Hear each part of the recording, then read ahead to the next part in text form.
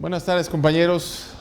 Los saludo y agradeciendo sobre todo la paciencia y la comprensión. Hoy, desgraciadamente, tenemos un evento que cubrir y no es que estemos enfermos, bueno, todavía no. Tenemos un evento que cubrir y no quise yo perder la posibilidad de la clase, por eso se las envío de esta manera, independientemente que estaré atento a mi WhatsApp si tienen ustedes alguna duda, pregunta en tiempo real. Ahorita mi compañero de producción les dará mi teléfono y si van teniendo alguna duda, por favor, eso sí podré yo contestarles por ese mismo mecanismo, ¿no?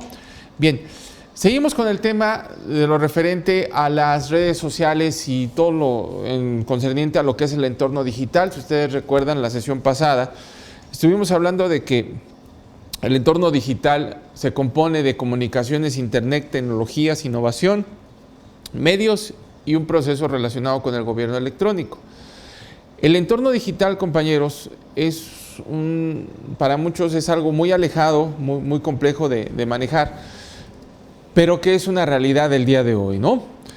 El proceso de comunicación es fundamental para que el entorno digital tenga un desarrollo adecuado y con todo el potencial correspondiente. El uso de plataformas, tecnologías, hacen que nosotros en el mundo corporativo siempre estemos muy pendientes, o deberíamos de estarlo, de los derechos que se pueden vulnerar o las afectaciones a terceros, que en muchas ocasiones no alcanzamos a dimensionar.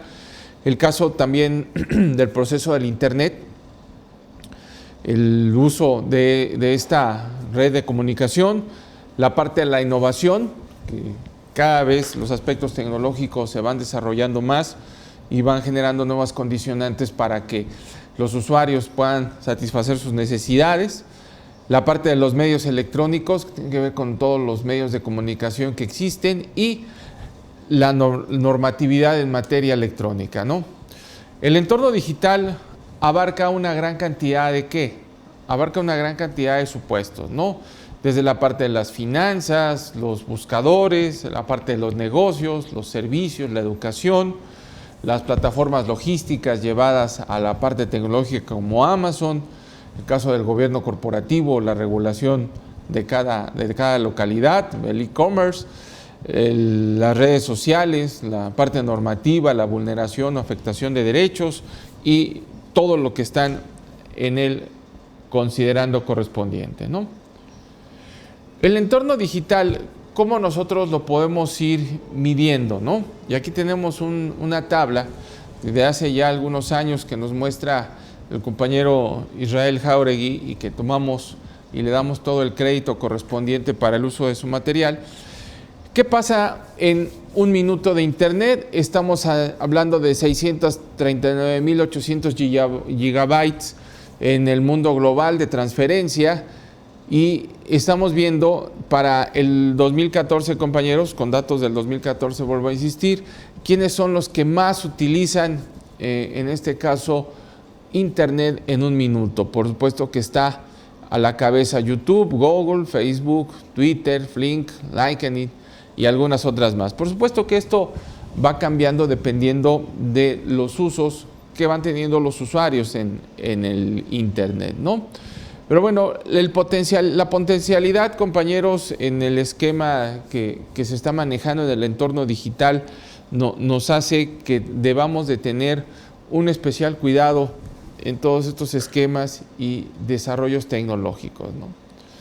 El histórico de los usuarios hasta el caso del 2013, según la Asociación Mexicana de la Propiedad Intelectual, que es un organismo que se dedica a agrupar a las empresas en el entorno digital, dense cuenta cómo se va creciendo de manera exponencial, se crece más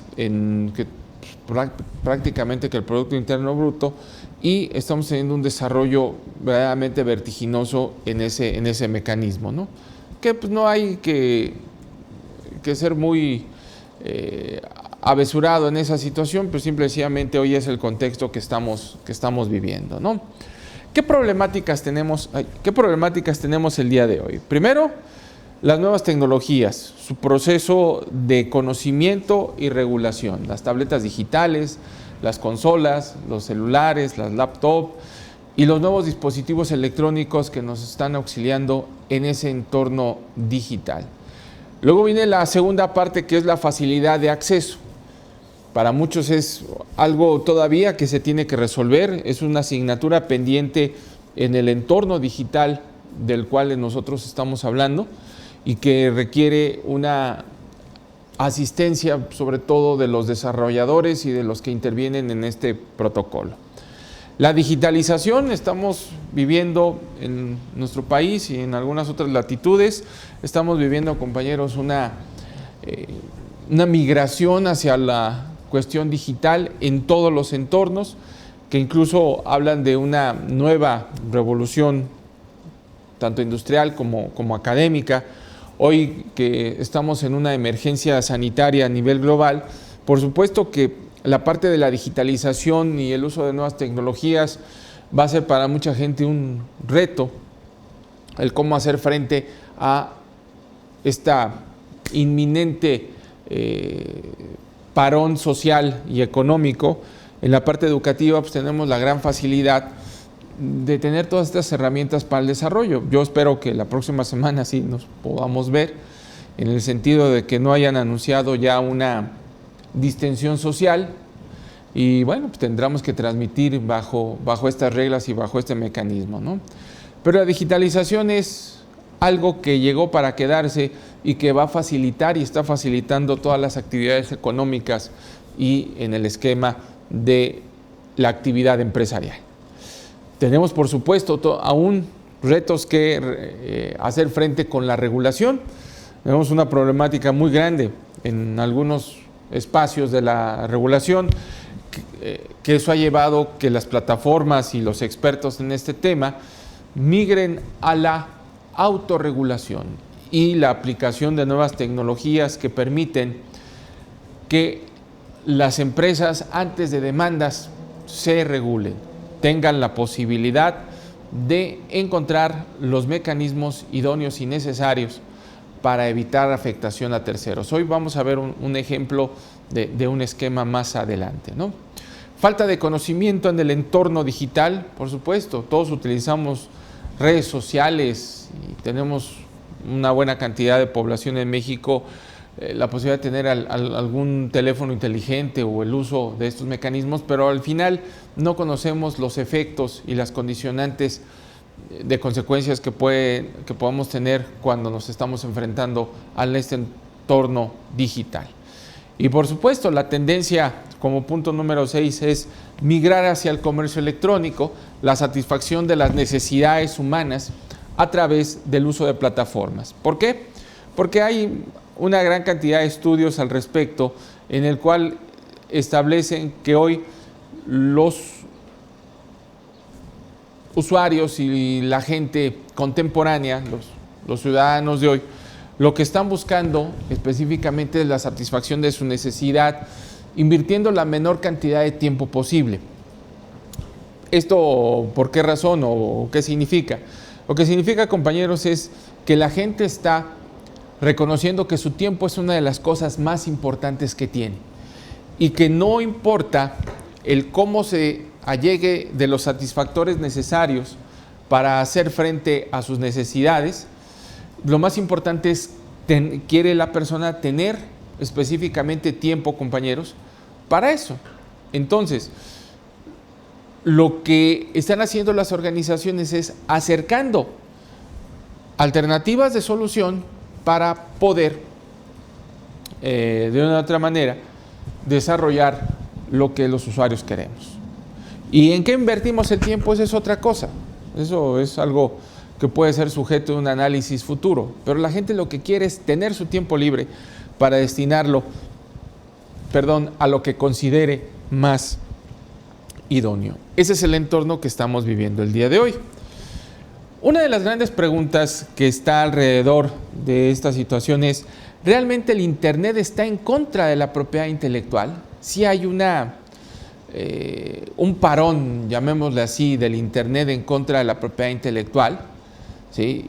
Y hemos tenido cuestiones históricas al respecto, desde Megamlob, que fue hace algunos años altamente criticada por ser una plataforma de aceleración para bajar información del Internet, el Twitter, que mucha gente lo ha utilizado como un medio de propaganda política o para denostar o desprestigiar a otro, los correos electrónicos, YouTube, que es en este caso hoy le decimos la universidad de la vida, que ahí puedes aprender lo que tú quieras, Yahoo también tan acusada y mejor dicho, tan señalada de manejar los documentos y manejar la información de sus usuarios, Google, ni qué decir, ¿verdad? El Facebook con los tremendos escándalos a nivel político y demás situaciones de manejo de música como Spotify y algunos esquemas. Yo creo que el Internet no está en contra de la propiedad intelectual. Simple y sencillamente necesitamos encontrar, como muchas plataformas lo han hecho, necesitamos encontrar algunos mecanismos idóneos y en correspondencia para poder esquematizar lo que nosotros estamos buscando. Y eso que nosotros estamos buscando, compañeros, es una armonía en los procesos correspondientes, ¿no? Que todo esté acorde a una situación de necesidades. Y aquí tenemos los 3 entornos digitales más importantes y lo que nos tiene el día de hoy con ustedes, que es la parte de propiedad industrial con marcas, la parte también de propiedad industrial con el aspecto de las invenciones. La primera fue signos distintivos, estas son las invenciones representadas por las patentes y los denominados derechos de autor. Vamos a empezar, por ejemplo, con el caso de eBay, ¿no?, que ya ha tenido algunas sanciones a nivel internacional por ser una plataforma, tanto como Mercado Libre, por ser una plataforma en donde se permite la venta de productos falsificados. eBay, Mercado Libre y Amazon se han defendido diciendo de que ellos no tienen el soporte o la garantía o las herramientas necesarias para poder satisfacer la necesidad jurídica en el sentido de lo que se está comercializando es verdaderamente ¿qué? Lo correcto y legal. Pero bueno, conforme a la ley de la propiedad industrial en México y muchas disposiciones a nivel internacional, la participación en cualquier proceso de intermediación comercial para la falsificación de marca, lo que se conoce coloquialmente como piratería, es parte de una responsabilidad penal. Entonces, el día de mañana este tipo de plataformas o empresas no tienen la capacidad ni tienen la justificante para que no se les aplique alguna sanción. La ley de propiedad industrial, cuando habla del delito de falsificación, dentro de los esquemas de los cuales desarrolla, hay ¿qué, compañeros? Hay todo un entorno, un andamiaje relacionado con ¿qué? Con el proceso desde el inicio de la intermediación comercial, fabricación, distribución, transportación, almacenaje y venta al público directo. Todo ese proceso está dentro del esquema de sanción. En México, la única conducta que no es sujeta de sanción penal y también desde la parte administrativa es el consumo.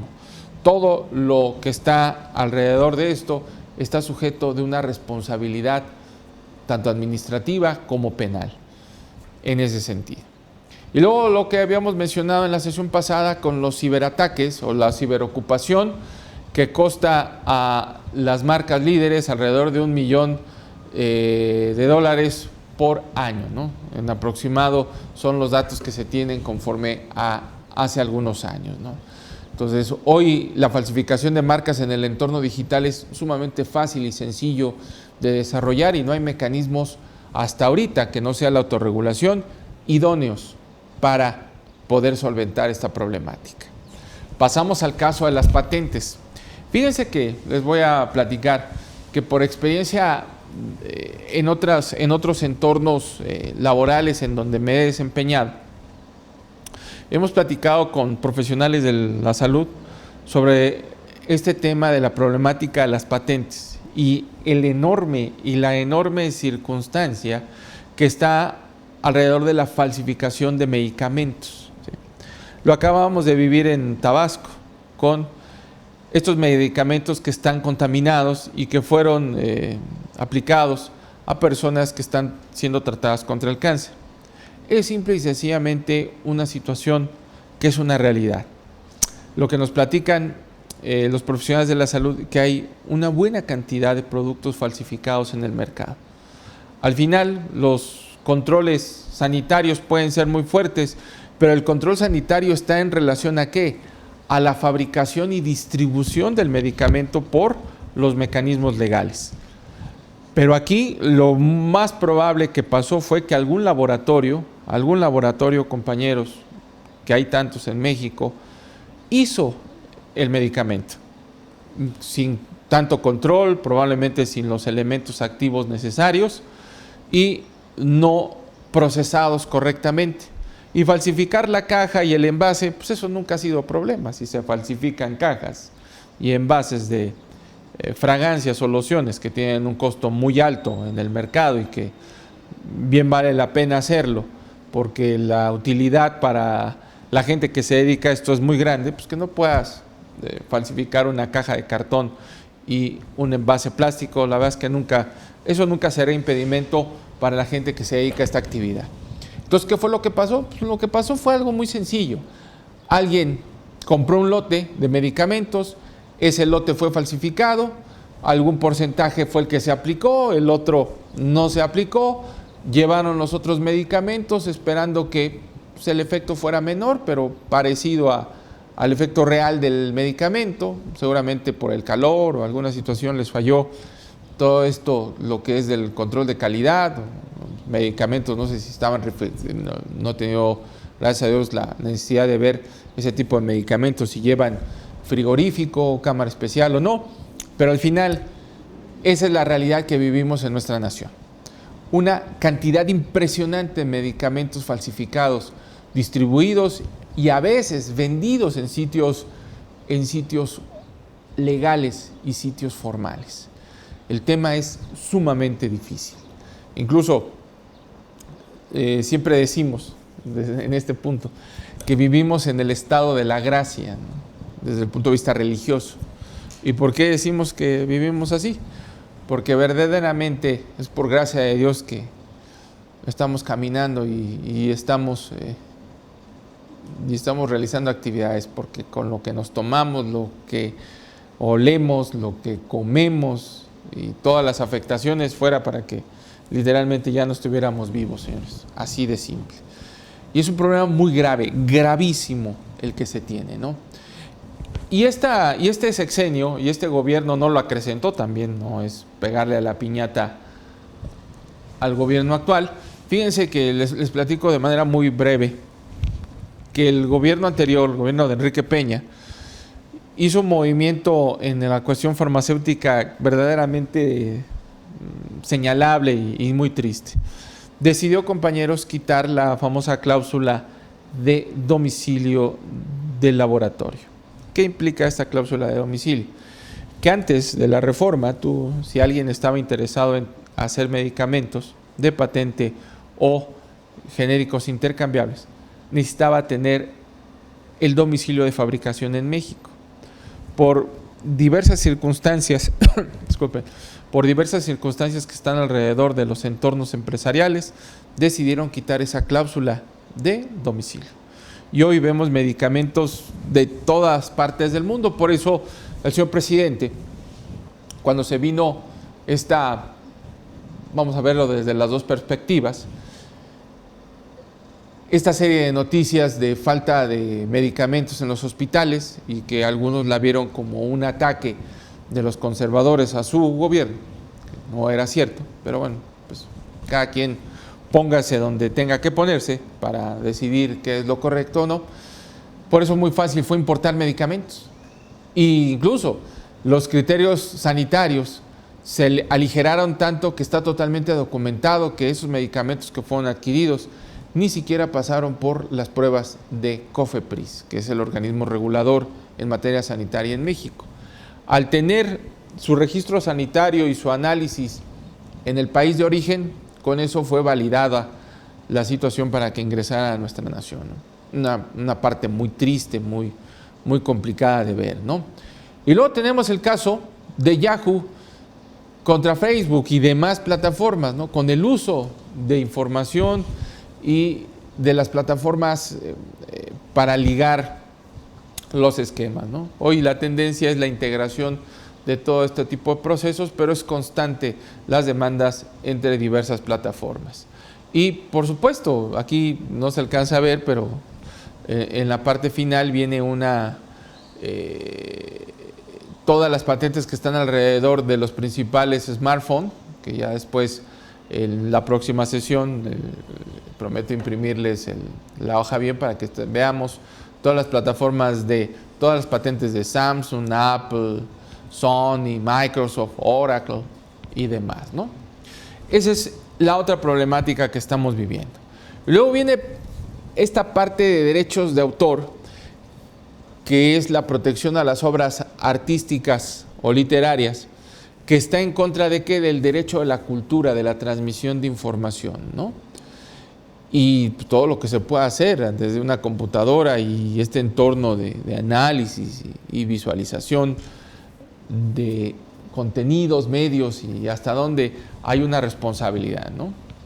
Aquí, pues con el más absoluto de los respetos, pues estamos utilizando, y que quede perfectamente claro, estamos utilizando información que no es nuestra.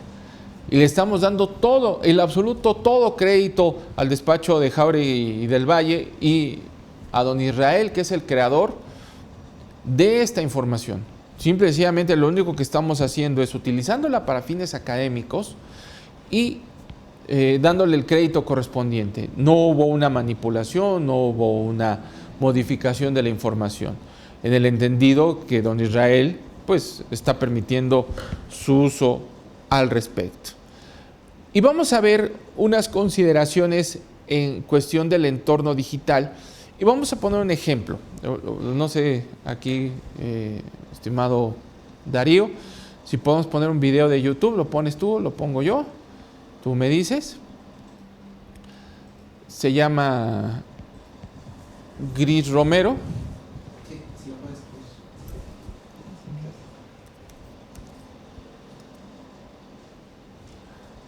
Y vamos a ver un ejemplo, ¿no? De este nuevo entorno digital, el derecho a la cultura, ¿frente a qué? Frente a lo que son los derechos en materia de propiedad intelectual y el respeto. ¿Quién es Gris Romero? Es una cantante que incluso ya tiene la categorización para algunos de influencer, que ella tiene una característica muy especial. Ella toca música con su guitarra y a veces con algunos instrumentos adicionales. Pero lo que ha hecho Gris Romero es, yo le puse Gris y es Gris Romero, disculpen ustedes. Lo que ha hecho Gris Romero es la música de banda, ponerla en un tono melancólico. Y esa ha sido la gran trascendencia. Pero ahí no quedó el asunto, sino que ha tenido un potencial tan grande que hay videos de ella que tienen 11 millones de vistas, 23 millones de vistas, 21 millones de vistas, 13 millones de vistas, ¿sí? 109 millones de vistas, 6.1, 11 y demás, ¿no? Entonces, vamos a escuchar una canción de Gris Romero y comentamos cuáles son los efectos de su actuación en materia de propiedad intelectual. ¿Puedo ponerlo, hija?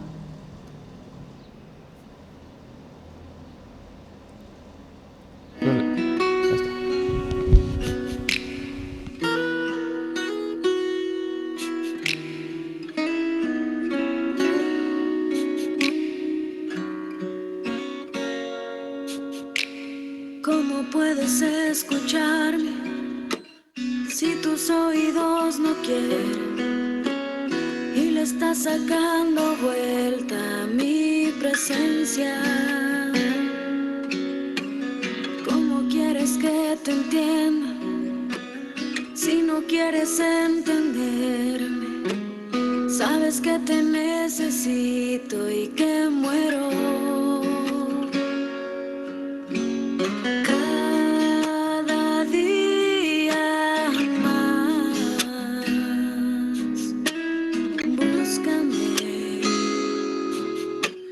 Miénteme,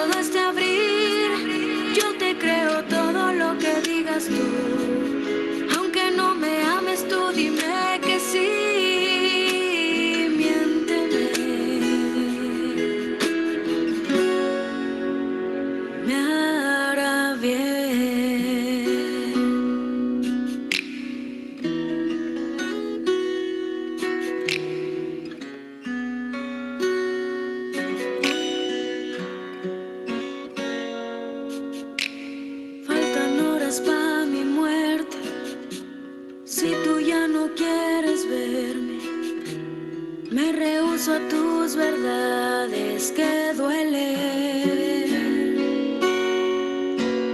Cada día más,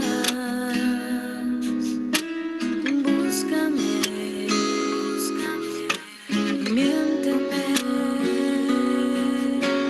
miénteme, dime que te falta el aire como a mí, miénteme bonito para ser feliz, miénteme bonito para sonreír,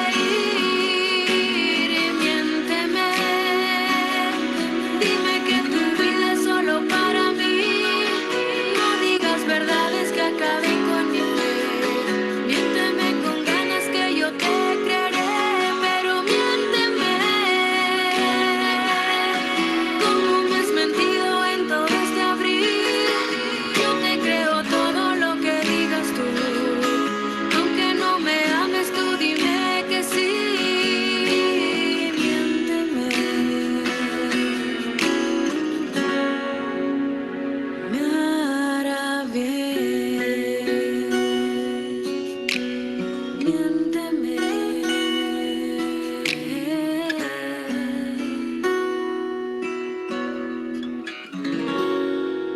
me hará bien.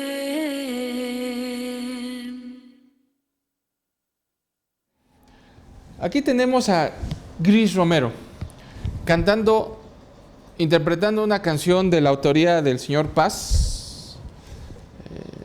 Paz, se me fue, Espinosa Paz, fue el nombre completo del señor. Pero la característica es una muy sencilla. Fíjense, si ustedes visualizan, tiene 11 millones de vistas. Y uno de los aspectos más importantes en YouTube es la monetización. El tener 11 millones de vistas en el video pues, le genera ya un recurso económico para Gris Romero. ¿Cuál es el problema? El problema, compañeros, es de que la letra, la canción, es un derecho en materia de propiedad intelectual. Y por supuesto que se están invadiendo derechos en un análisis muy somero y básico, ¿no? Pero ¿qué pasa? La realidad es de que para muchas dueñas de música, que son estas empresas, o en su efecto el propio particular, o en algunas ocasiones llamadas editoras, es muy importante la segunda vuelta de la parte de negocio. ¿Por qué? Porque con Espinosa Paz, pues por supuesto que hubo venta de discos, hubo descarga de la música y ahí tuvieron su ingreso. Pero esta es la segunda vuelta y le permiten a Gris el hecho de poder hacer la música en estricto sentido, en este tema melodioso, melancólico, por cierto muy bien hecho, muy bien desarrollado, que hace que vuelvan a tener un ingreso. Entonces la pregunta es, ¿Gris lo hace con autorización? Por supuesto que hoy lo hace con autorización. ¿La monetización de quién es? Habría que ver en qué acuerdo llegaron. Pero YouTube, compañeros, a través de su plataforma tecnológica y su inteligencia artificial, inmediatamente detecta a las personas que están utilizando derechos en materia de propiedad intelectual sin autorización. Y de manera inmediata resuelve el conflicto. ¿Cómo lo resuelve? Pues muy sencillo, muy fácil. Le dice a el autor del video que si quiere que siga montado en internet, pues la única alternativa es que toda la monetización será parte de el dueño de la música, el dueño en materia de propiedad intelectual. Y probablemente llegarán a un acuerdo correspondiente, mitades permiten que lo haga Gris, ya puede tener en este caso algún concierto, alguna presentación personal, etc. Y esta plataforma para ella es muy importante. Lo que llama poderosamente la atención, como ustedes se están dando cuenta, es el número de reproducciones que tiene, ¿no? Por ejemplo, este fue el video de 11 millones de vistas, pero si aquí vemos, tiene otro de ¿qué? Tiene otro de 23 millones de vistas desde hace 3 años, ¿no? Es el entorno digital. Entonces, si nosotros volvemos a nuestra presentación, aquí seguimos, decíamos de esta parte del derecho de cultura y los derechos en materia de propiedad intelectual. Por supuesto que la difusión de la cultura es importante, pero aquello que no es nuestro no debemos de utilizarlo. En el caso de Gris Romero, pues tiene autorización y lo puede hacer, y hay un compartimento de ingresos y beneficios económicos, pero mucha gente no lo hace bajo ese entorno, ¿no? Entonces, aquí tenemos los 4 pilares del entorno digital en el copyright. Primero, ¿de quién es el derecho? ¿Hasta cuánto tiene la vigencia? En caso de que se utilice sin la autorización debida, hay una infracción, hay todo un esquema de copyright y de sanciones administrativas, incluso puede ser sanciones penales, y las famosas excepciones, ¿no? Y las excepciones lo marca la propia Ley Federal de Derechos de Autor, y una de las tantas excepciones es cuando se utilice con fines académicos o de investigación, ¿no? Pero bueno, ya lo estaremos viendo más adelante. Empezamos por el caso de las marcas, aunque ya habíamos comentado algo. El caso de las marcas se dice que son sitios de internet como eBay.com, Mercado Libre, derremate.com, entre otros, han sido utilizados para vender productos falsos o piratas que reproduzcan marcas de prestigio o violan derechos en materia de autor, sin limitación o control alguno, afectando a la mayoría de las empresas de los diversos ramos productivos, destacando entre estas principalmente empresas de celulares, de ropa, accesorios, empresas de software y las desarrolladoras de videojuegos. ¿Cómo regular esto? Bien difícil. ¿Por qué? Porque no justificando a las empresas, es muy complicado, compañeros, que se tengan los lineamientos, los procesos idóneos para poder ejecutar una revisión sobre los productos que están vendiendo en esas plataformas para ver si son legales. Es muy difícil de hacerlo. Algunos expertos y estudiosos en el área han pensado en la posibilidad de generar una certificación, una marca, algo que permita que el consumidor o el usuario reconozca que esos productos son legales, ¿no? Y ha habido algunas demandas en contra de estas empresas, algo todavía que es complicado de resolver. Las patentes médicas, ¿sí? Y las patentes en especial. Más allá de las posibles infracciones de derechos de patentes, en el ámbito digital, el problema grave de violación de estos derechos se centra en un tema más importante, la cuestión de la salud pública de los ciudadanos en todo el mundo, en virtud que a través de la red, principalmente redes sociales, y desde hace muchos años existe una enorme venta de medicamentos falsos que pueden atentar contra la salud humana. Ahorita quiero hablarles de un protocolo de investigación que en casa estamos siguiendo, que es ahorita les digo el nombre correcto, estamos siguiendo y no me lo sé, pero bueno, ahorita les digo por qué no me lo sé, protocolo de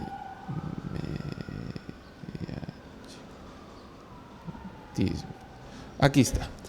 Este protocolo, compañeros, se enfoca hacia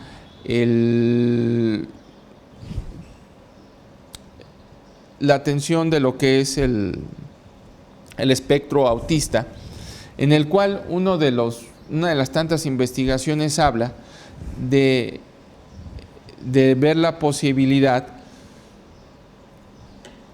de intentar generar mejores condiciones para las personas que están en este espectro a través de la alimentación.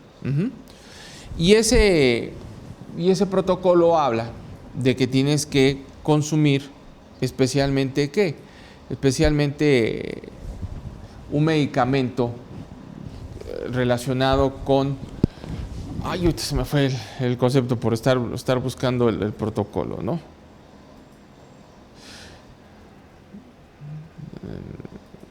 Déjenme, aquí ya me perdí.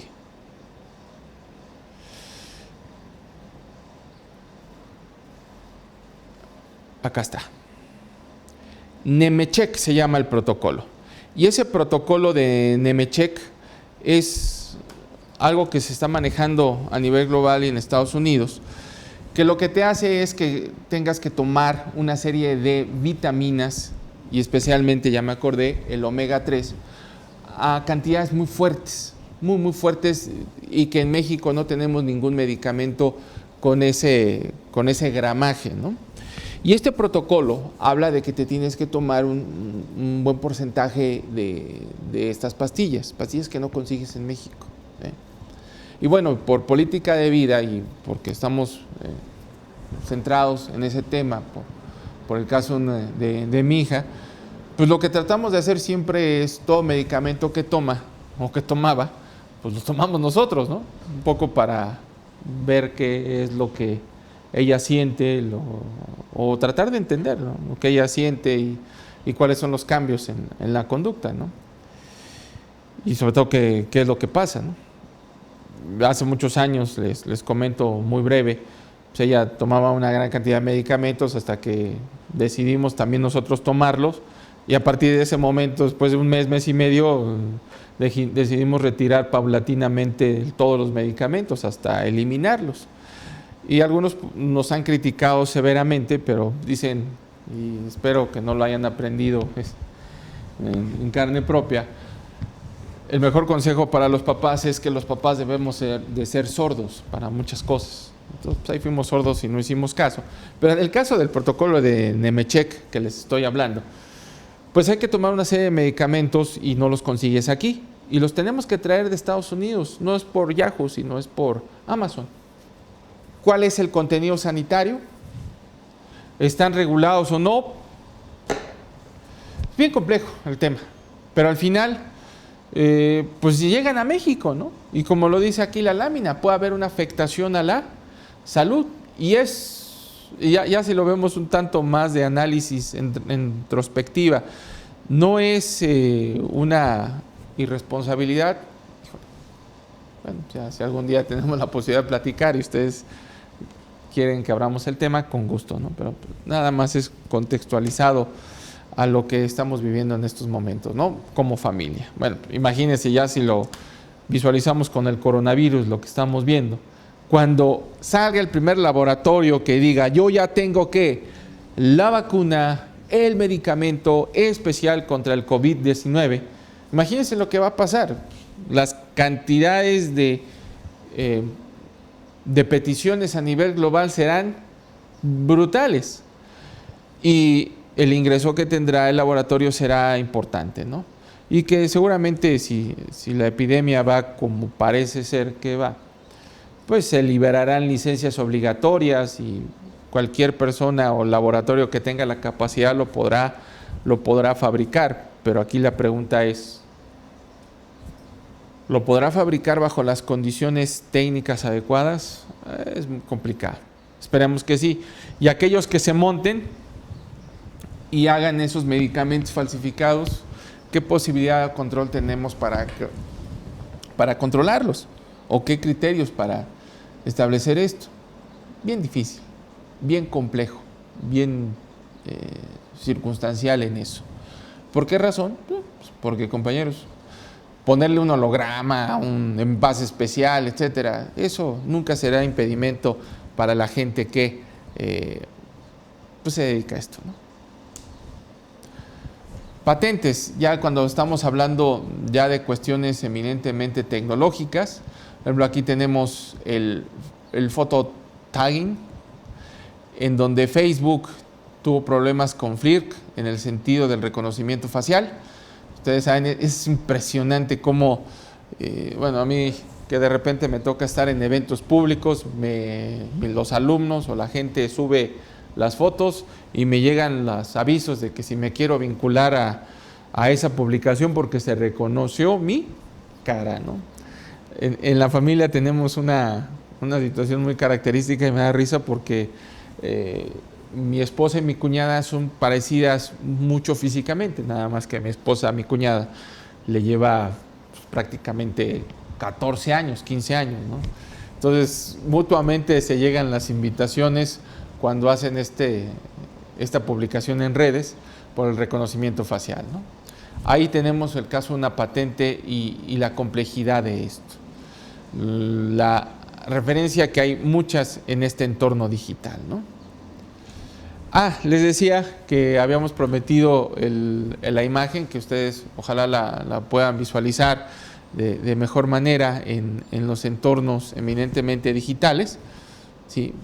Y aquí, ¿qué tenemos? Tenemos, compañeros, el caso específico de todos, ahora sí que todos contra Mac, ¿no? Y todos están alrededor de Mac porque se reconoce que Mac es simple y sencillamente la líder en estos entornos digitales. Nokia una buena cantidad de patentes, que fue de las primeras desarrolladoras de tecnología. Cuando hoy se habla de teléfonos celulares con 34, 64 megapíxeles, etcétera, Nokia lo tuvo hace 10 años aproximadamente, ¿no?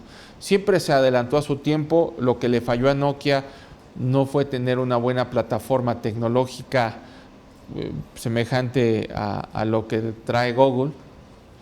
Y Mac, ellos diseñaron su propia plataforma y fue un verdadero fracaso, ¿no? Que bueno, que así lo compró por ahí una empresa pequeñita china la marca y la está comercializando el día de hoy, ¿no? Tenemos a Huawei, que también con severos guerras comerciales con Mac, y Apple, que tienen teléfonos muy buena disposición de resolución a un costo totalmente diferenciado. El caso de Samsung, Google, Motorola, Microsoft, Oracle, LG, Sony Ericsson. Ahí tenemos todas las patentes que están alrededor, compañeros, de los smartphones y lo que se utiliza. Ahora, en la cuestión de los derechos de autor, como ya lo hemos venido insistiendo y lo hemos venido manejando, es un hecho que los derechos de propiedad intelectual que se han visto más afectados por la expansión del Internet han sido derechos de autor principalmente para aquellas empresas productoras de obras audiovisuales, películas principalmente, obras musicales y software. Las productoras de obras audiovisuales y musicales han encontrado un gran enemigo y aliado a la vez paradójicamente en sitios como YouTube, Vevo y otros, en donde se realiza el streaming de contenidos multimedia.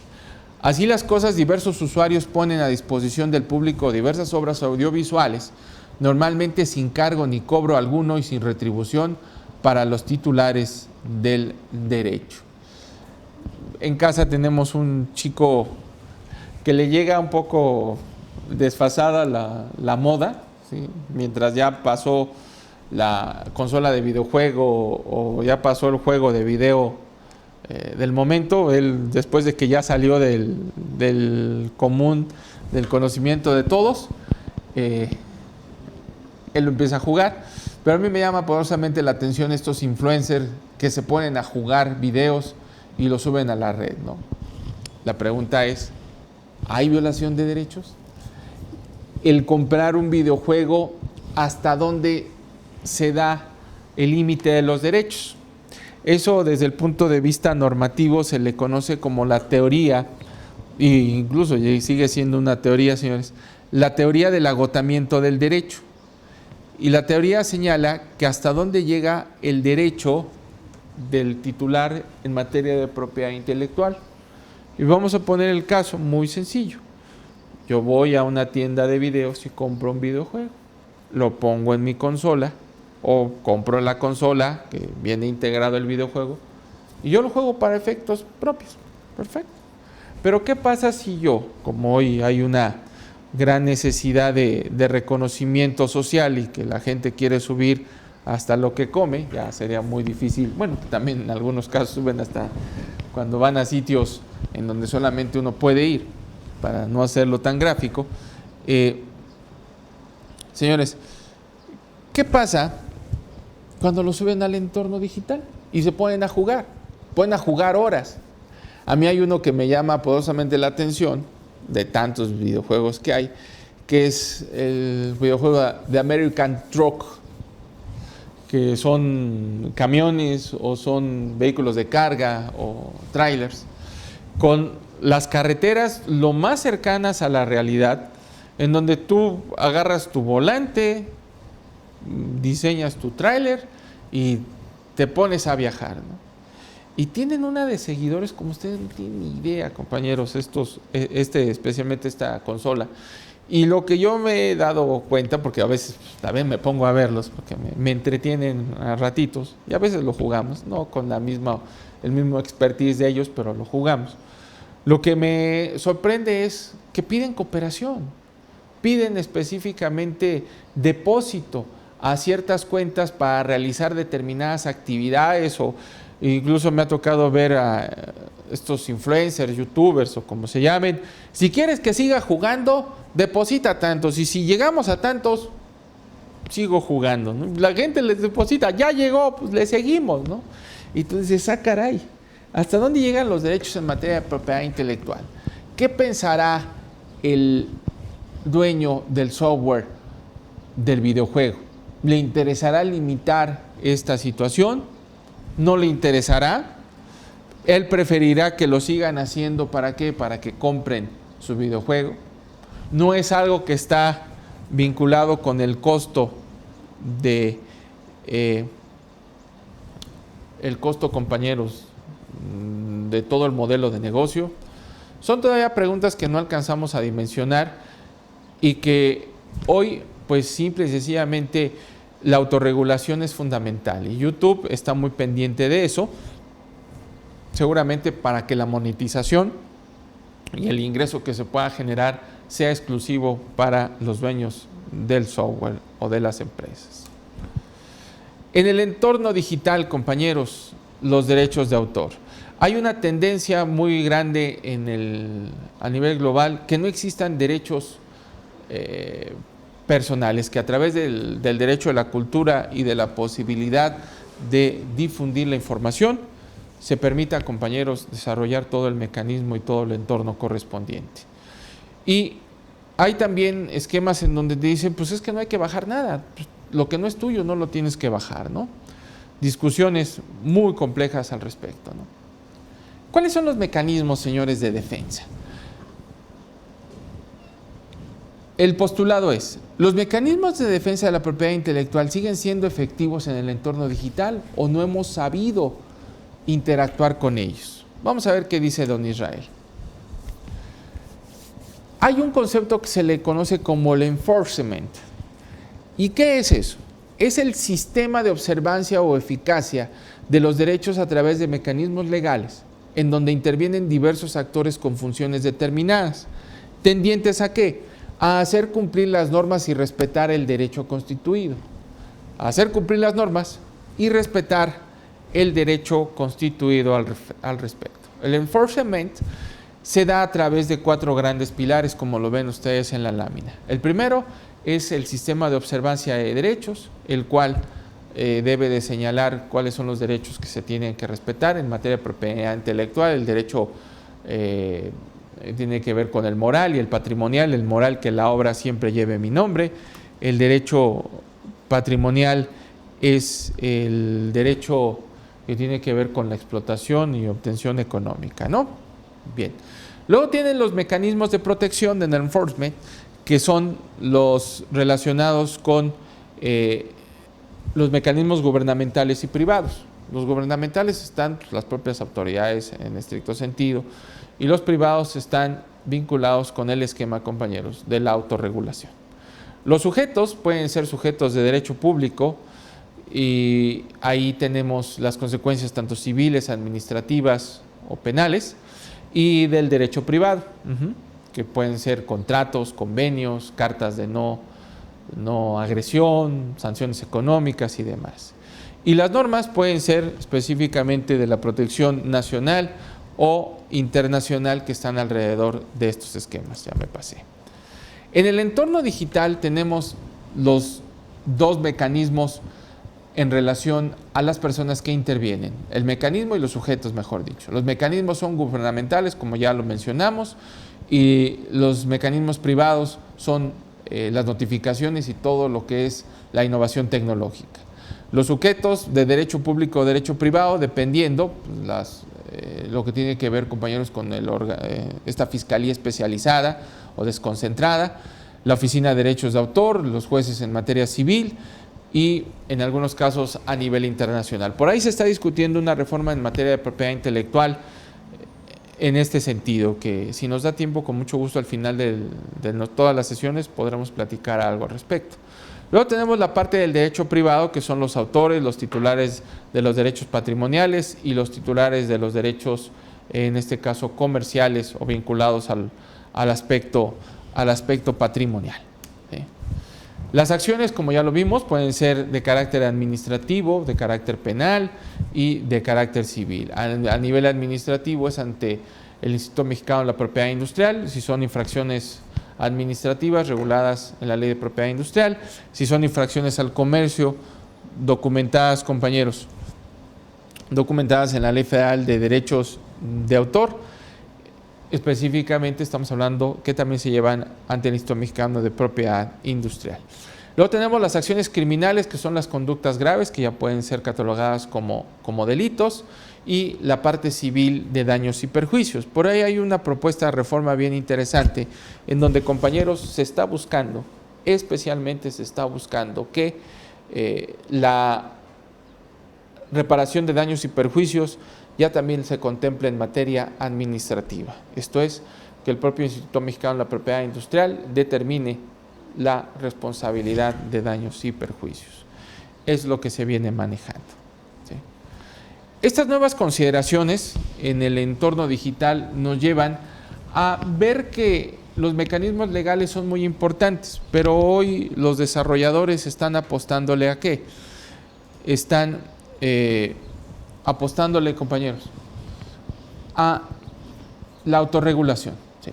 Los mecanismos privados en la observancia de los derechos en materia de propiedad intelectual surgen ¿por qué razones? Primero, como medidas preventivas antes de llegar a la ejecución de acciones gubernamentales, como respuesta a la ineficacia de los medios institucionales con la observancia de los derechos en materia de propiedad intelectual y como medida económica de mejor costo-beneficio para evitar violaciones. Lo acabamos de ver con el video de Gris Romero, que hay una autorregulación y las organizaciones están buscando, compañeros, tener los mecanismos idóneos y necesarios para autorregularse y evitar cualquier tipo de conflictos futuros.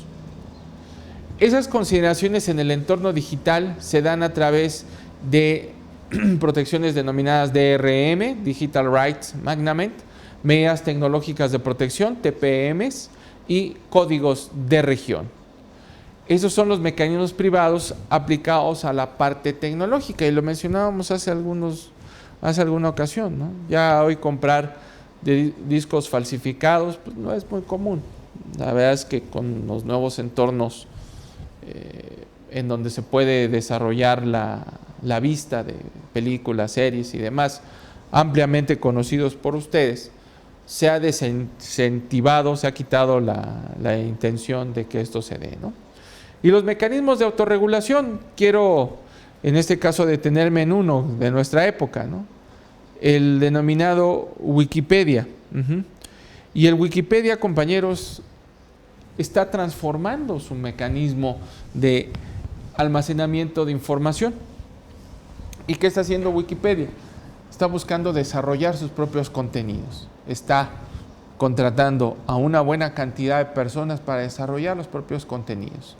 En algunos otros casos, los contenidos que tiene los está subiendo con autorización o con ligas totalmente conocidas de otras plataformas tecnológicas, ¿no? O de otra información que está en el Internet. La autorregulación es fundamental e importante. Twitter tiene sus protocolos, Yahoo, Google y Facebook tienen sus propios protocolos de protección. ¿Sí? Los mecanismos privados se dan en este entorno de los derechos de autor, de los derechos conexos y de los mecanismos gubernamentales en el marco jurídico local. Vamos a ver y continuamos la próxima sesión. Dice, el éxito del enforcement en los medios digitales depende en gran medida del marco jurídico local para proteger a los titulares de derechos de autor y de derechos conexos. Las investigaciones son parte esencial en el enforcement de derechos de autor y de derechos conexos.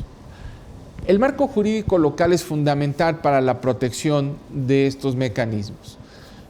Lo que te da la normatividad como soporte para que lo puedas desarrollar. Y claro, compañeros, aquí el Estado no va a estar investigando si son legales o no. Eso le va a corresponder al titular del derecho. Y aquí tenemos, por último, ahora sí, tenemos mecanismos gubernamentales. Primeramente, las denuncias criminales por delitos contra derechos morales y derechos patrimoniales, y confiscación por reproducción, distribución o comunicación pública no autorizada de las obras. Y tenemos el servicio ilegal de comercialización de copias no autorizadas de obras cinematográficas conocidas como películas piratas, ¿no? Incluso es muy común en Facebook que alguien empieza a subir películas y las pone y se cuelga a la gente y ahí va generando algunos mecanismos que a Facebook no le alcanza a autorregularse.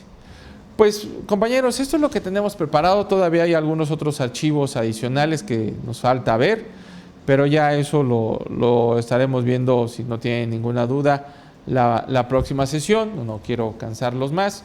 Aparte, el tiempo que más o menos siempre tenemos asignado para la clase es este. Yo os quedo a sus órdenes. Ahí tienen el teléfono celular, el WhatsApp que mi compañero de producción ya les puso. Yo estoy a sus órdenes. Vuelvo a insistir, una enorme disculpa, señores, pero fue un evento improvisto que no pudimos negarnos a la asistencia. Y esperando y haciendo votos, compañeros, que la próxima sesión podamos vernos presencialmente. En caso de que no, yo estoy perfectamente seguro que el centro estará viendo qué mecanismos se aplicarán para que nosotros podamos tener nuestra clase.